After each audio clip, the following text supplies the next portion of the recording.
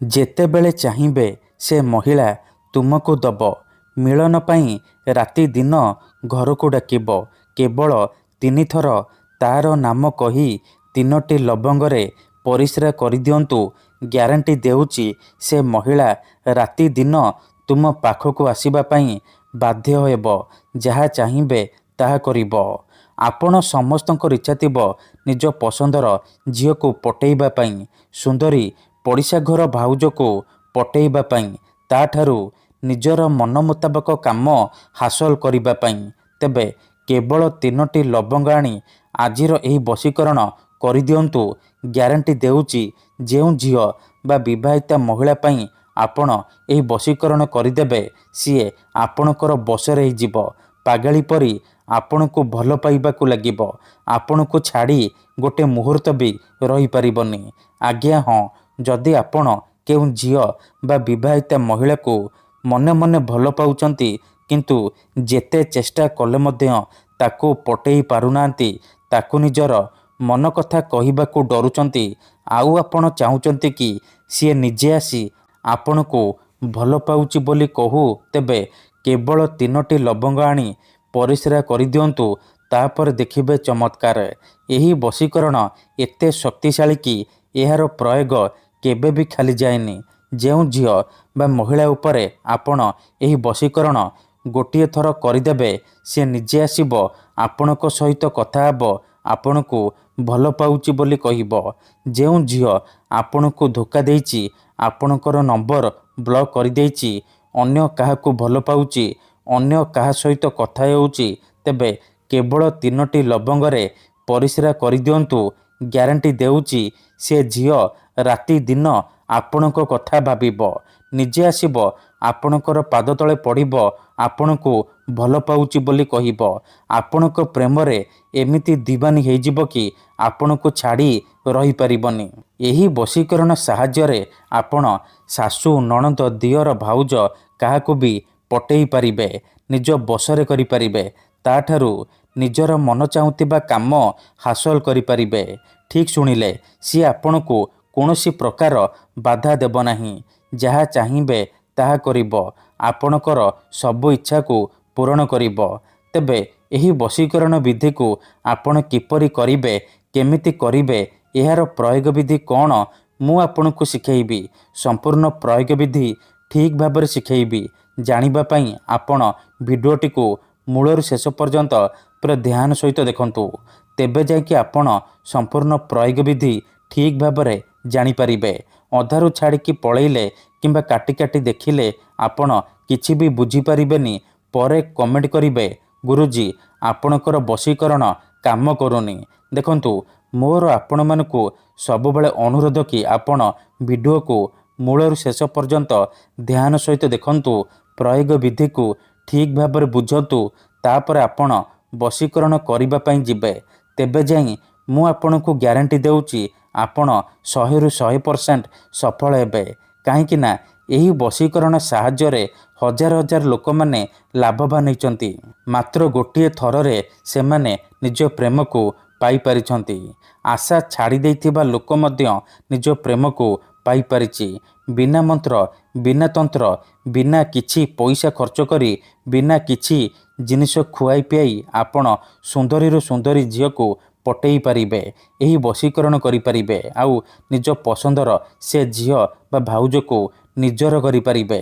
ମୋର ବିଶ୍ୱାସ କି ଆପଣ ଅତି ସହଜରେ ଏହି ବଶୀକରଣ କରିପାରିବେ।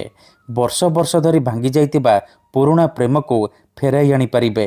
କେଉଁ ବି କୁଆଁରୀ ଝିଅ ବା ସୁନ୍ଦରୀ ଭାଉଜକୁ ପଟେଇ ତାଠାରୁ ନିଜର ମନ ମୁତାବକ କାମ ହାସଲ କରିପାରିବେ। ତେଣୁ ଏହି ବଶୀକରଣକୁ ଆପଣ ଭାବିଚିନ୍ତିକି କରିବେ। ମନରେ କୌଣସି ଖରାପ ଉଦ୍ଦେଶ୍ୟ କିମ୍ବା କୌଣସି ଖରାପ କାମ ପାଇଁ ଏହି ବଶୀକରଣ କରିବେନି। କାହିଁକି ନା ଯେଉଁ ଝିଅ ବା ମହିଳା ଉପରେ ଆପଣ ଏହି ବଶୀକରଣକୁ କରିଦେବେ ସିଏ ସେହି ସମୟଠାରୁ ଆପଣଙ୍କ ଆଡ଼କୁ ଆକର୍ଷିତ ହେବାକୁ ଲାଗିବ। ପାଗଳି ପରି ଆପଣଙ୍କୁ ଭଲ ପାଇବାକୁ ଲାଗିବ। ଆପଣ ତାକୁ ଯାହା କହିବେ ସିଏ କରିବ। କୌଣସି ପ୍ରକାର ବାଧା ଦେବ ନାହିଁ। ଆପଣଙ୍କର ସବୁ ଇଚ୍ଛାକୁ ପୂରଣ କରିବ। ହଁ ଫ୍ରେଣ୍ଡସ୍, 3ଟି ଲବଙ୍ଗର ଏହି ବଶୀକରଣ ଏତେ ଶକ୍ତିଶାଳୀ କି ଯିଏ ବି ଏହି ବଶୀକରଣକୁ କରିଛି ସଫଳ ହେଇଛି। ତେଣୁ ଆପଣ ବି ଗୋଟିଏ ଥର ମୋ କଥା ମାନି ଏହି ବଶୀକରଣ କରନ୍ତୁ। ତାପରେ ଦେଖିବେ କିପରି ସେହି ସମୟଠାରୁ ସେ ଝିଅ ପଟିଯିବ। ସୁନ୍ଦରୀ ପଡ଼ିଶା ଘର ଭାଉଜ ପଟିଯିବ। ଯାହା ଚାହିଁବେ ତାହା କରିବ। ନିଜେ ଆସିବ, ଆପଣଙ୍କ ସହିତ କଥା ହେବ, ଆପଣଙ୍କୁ ଭଲ ପାଉଛି ବୋଲି କହିବ।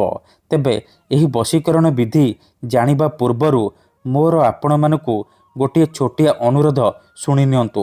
ଆମର ଭିଡ଼ିଓର କମେଣ୍ଟରେ ବହୁତ ଲୋକମାନେ ଫେକ୍ ଲୋକମାନେ କମେଣ୍ଟ କରୁଛନ୍ତି, ମୋବାଇଲ ନମ୍ବର ଦେଉଛନ୍ତି, ବଶୀକରଣ କରିବେ କହିକି ହଜାର ହଜାର ଟଙ୍କା ଠକି ନେଉଛନ୍ତି। ସେମାନେ ଏତେ ମାତ୍ରାରେ କମେଣ୍ଟ କରୁଛନ୍ତି କି ଆପଣଙ୍କର କମେଣ୍ଟ ତା ଭିତରେ ହଜିଯାଉଛି, ଆଉ ଆମେ ଆପଣଙ୍କୁ ରିପ୍ଲାଏ କରିପାରୁନୁ। ଏଥିପାଇଁ ଆପଣ ଆମକୁ କ୍ଷମା କରିବେ। ଆଉ କମେଣ୍ଟ ବକ୍ସରେ ଦିଆଯାଉଥିବା ଫେକ୍ ମେସେଜ ଆଉ ମୋବାଇଲ ନମ୍ବରର ରିପ୍ଲାଏ ଦିଅନ୍ତୁ ନାହିଁ। କାହିଁକି ନା ସେମାନେ ବଶୀକରଣ କରିବେ କହିକି ଆପଣଙ୍କର ପଇସା ଠକି ନେବେ। ତେଣୁ ଦୟାକରି ଆପଣ ଭିଡ଼ିଓଟିକୁ ଶେଷ ପର୍ଯ୍ୟନ୍ତ ଦେଖନ୍ତୁ। ନିଜେ ଚେଷ୍ଟା କରନ୍ତୁ, କିନ୍ତୁ ଏହିସବୁ ଠକାମିରେ ପଡ଼ନ୍ତୁ ନାହିଁ। ଆମର ବହୁତ ସାରା ଦର୍ଶକ ବନ୍ଧୁମାନେ ଅଛନ୍ତି ଯେଉଁମାନେ ଆମକୁ କହୁଛନ୍ତି କି ଗୁରୁଜୀ ଆପଣ ଆମର କାମ କରିଦିଅନ୍ତୁ, ଆପଣ ଯେତେ ପଇସା ମାଗିବେ ଆମେ ଦେବୁ। ହଜାର ହଜାର ଟଙ୍କା ଯାଚୁଛନ୍ତି। ଦେଖନ୍ତୁ ୟୁଟ୍ୟୁବରେ ଆପଣଙ୍କୁ ଏମିତି ଅନେକ ଚ୍ୟାନେଲ ମିଳିଯିବ ଯେଉଁମାନେ ମୋବାଇଲ ନମ୍ବର ଦେଉଛନ୍ତି, ତାବିଜ ବିକୁଛନ୍ତି, ବଶୀକରଣ କରିବେ କହିକି ହଜାର ହଜାର ଟଙ୍କା ଠକି ନେଉଛନ୍ତି। କିନ୍ତୁ ଆମର ଏହି ଚ୍ୟାନେଲରେ ଆପଣଙ୍କ ପାଇଁ ଫ୍ରିରେ ବଶୀକରଣ ଭିଡ଼ିଓ ଅପଲୋଡ଼ କରାଯାଉଛି, ଯାହାକୁ ଆପଣଙ୍କର ସୁବିଧା ପାଇଁ ଅପଲୋଡ଼ କରାଯାଉଛି, ଯାହାକୁ ଆପଣ ନିଜ ଘରେ ବସି ବସି କରିପାରିବେ। ତେବେ ଆପଣ ପଇସା କ'ଣ ପାଇଁ ଖର୍ଚ୍ଚ କରିବେ? ଆପଣ ଭିଡ଼ିଓ ଦେଖନ୍ତୁ, ନିଜେ ଚେଷ୍ଟା କରନ୍ତୁ, ତେବେ ଯାଇକି ଆପଣ 100ରୁ 100% ସଫଳ ହେବେ। ଯଦି ଗୋଟିଏ ଥରରେ ହେଉନି, ଦ୍ୱିତୀୟ ଥର ଚେଷ୍ଟା କରନ୍ତୁ, ନିହାତି ଭାବେ ସଫଳ ହେବେ। ତେବେ ବଶୀକରଣ କରିବା ପୂର୍ବରୁ ବଶୀକରଣ ବିଷୟରେ କିଛି ଜାଣି ରଖନ୍ତୁ। ବଶୀକରଣର ମାନେ ହେଉଛି ସାମ୍ନାବାଲାକୁ ନିଜ ବଶରେ କରିବା, ତାର ଦିମାଗରେ ନିଜର ଭାବନାକୁ ପହଞ୍ଚାଇବା। ତେବେ ବଶୀକରଣ କ'ଣ ପାଇଁ କରାଯାଏ?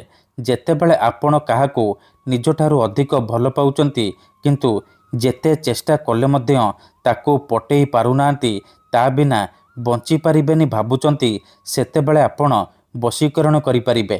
କିମ୍ବା ଯଦି କେଉଁ ଲୋକ ବିନା କାରଣରେ ଆପଣଙ୍କୁ ହଇରାଣ କରୁଛି, ଆପଣଙ୍କର ଘର ପରିବାର ଉପରେ ଖରାପ ନଜର ପକାଉଛି, ଏହିପରି ପରିସ୍ଥିତିରେ ଆପଣ ବଶୀକରଣ କରିପାରିବେ। କାହିଁକି ନା କେତେଥର ଏମିତି ହେଇଥାଏ କି ଆମର ଶତ୍ରୁ ପଇସାରେ ଆଉ ଶକ୍ତିରେ ଆମଠାରୁ ବଳବାନ ହେଇଥାଏ, ଆଉ ଆମେ ଚାହିଁକି ବି ତାର କିଛି କରିପାରୁନାହୁଁ। ଏହିପରି ପରିସ୍ଥିତିରେ ଆପଣ ବଶୀକରଣ କରିପାରିବେ। ଶତ୍ରୁକୁ ହାତ ମୁଠାରେ ରଖିପାରିବେ, ସୁନ୍ଦରୀ ଝିଅକୁ ପଟେଇ ପାରିବେ। ଏଥିପାଇଁ ଆଜିର ଏହି ଭିଡ଼ିଓଟିରେ ମୁଁ ଆପଣଙ୍କ ପାଇଁ ଆମର ତନ୍ତ୍ରଶାସ୍ତ୍ରରୁ ସବୁଠାରୁ ଶକ୍ତିଶାଳୀ ବଶୀକରଣ ନେଇ ଆସିଛି, ଯାହାର ପ୍ରୟୋଗରେ ଆପଣ କେଉଁ ବି ଝିଅ ବା ସୁନ୍ଦରୀ ଭାଉଜକୁ ପଟେଇ ପାରିବେ, ତାଠାରୁ ନିଜର ମନ ମୁତାବକ କାମ ହାସଲ କରିପାରିବେ।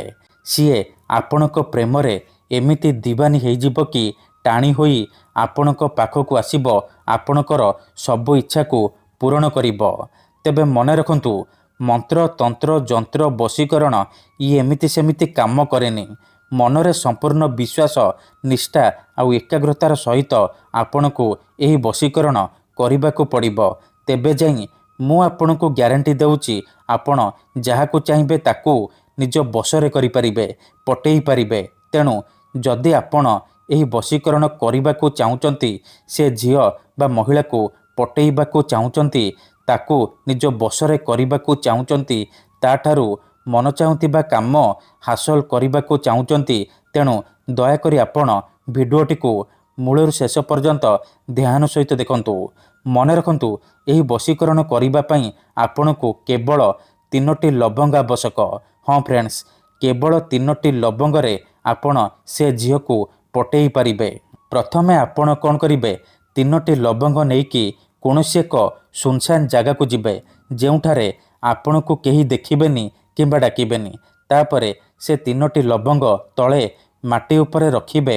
ତାପରେ ସେଇ ଝିଅ ବା ମହିଳାର ନାମ 3 ଥର କହିବେ। 3 ଥର ଝିଅ ବା ମହିଳାର ନାମ କହିସାରିବା ପରେ ଆପଣ ଏହି ଶବ୍ଦକୁ 3 ଥର ପଢ଼ିବେ। ତାସିନ୍ ତାସିନ୍ ମର୍ତାସିନ୍, ଏହି 3ଟି ଶବ୍ଦକୁ 3 ଥର ପଢ଼ିବେ। 3 ଥର ଏହି ଶବ୍ଦକୁ ପଢ଼ି ସାରିବା ପରେ କ'ଣ କରିବେ, ସାଙ୍ଗେ ସାଙ୍ଗେ ସେ 3ଟି ଲବଙ୍ଗ ଉପରେ ପରିସ୍ରା କରିବେ। ମନେ ରଖନ୍ତୁ, ଆଖି ବନ୍ଦ କରିକି ପରିସ୍ରା କରିବେ। ପରିସ୍ରା କରିସାରିବା ପରେ ଘରକୁ ଫେରି ଆସିବେ। ପଛକୁ ବୁଲିକି ଚାହିଁବେନି। ଏତିକି କରିଦିଅନ୍ତୁ, ଗ୍ୟାରେଣ୍ଟି ଦେଉଛି ସେ ଝିଅ ହେଉ ବା ସୁନ୍ଦରୀ ଭାଉଜ ଆପେ ଆପେ ପଟିଯିବ। ଧନ୍ୟବାଦ।